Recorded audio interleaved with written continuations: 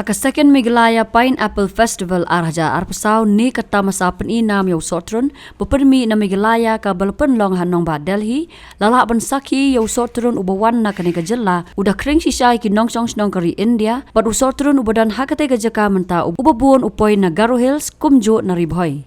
Nakijingdon ki district ki balaban penmi bon usotron karibhoi kadi kawai ke bapau bah henrai kajing poi jong sotron naki district ki banarilom Garo kila long market jo bat kani gala penlong ya Kementeri Ketenat Agriculture and Horticulture ke Dr. Ampareen ling do ban ong baki Garo ki long shisha ki Donbok.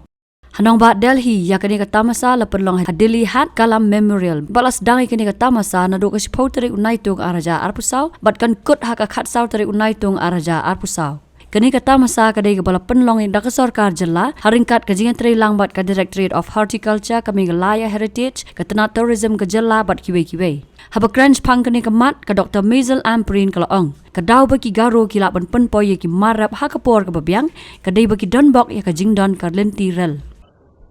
Boy more or less will be the of course Garo Hills has a huge production. Ki Garo le ki Donbok nomor kadon ke railway ke bara ye ki sotron joki but ka cost of transport automatically kahiyat. So saya kendu ye ki farmers na Garo Hills pindalet phai kata kajing pinsasngap laki ka cost kajing state you know ka kloy ba banwan ra itu ki produce chapo na po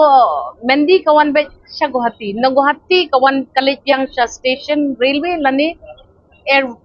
lani ka airport. So you will see that kali naki na markin tibha maki kawai ka dor mar chusnam lawan di ne kalau puno ka dor ki nomor kalau tiu arsha ka dor ka Pynkit ki nomor dikna hiken ya kata pinpet ya kajing long popular jong kinong de sotrun Lynti na do ka GS road ter shado Shajantia Hills road pinpet ki produce ki bawan na po Garo Hills all along very popular kini ki produce juga. Haba thin pej bahagi ki shop plus F Ka plus F? haka bam bangi bam duna ki eki batte ye kamet namar kata haba thiru atau khau kamlu ka umpnyang ka dot pet ya ka shop plus F haka jingsom ye ki nutrient kum ki vitamin bat ka iron la icon diat bat ka bathau bha kam khta I ka dor jing ki mar bam ka jing mat lani ka rukom shed ye ki balehi banai kita ka don ka we ka jing mentoy ba kongsan ka kot ka khia ka nutrition ba khambha ka jing im ba khambha pendon kam daki mar ba modon ka shop plus F menta kasni Lawan Ra Shafi Lingba ko office jong Commissionerate of Food Safety Meghalaya.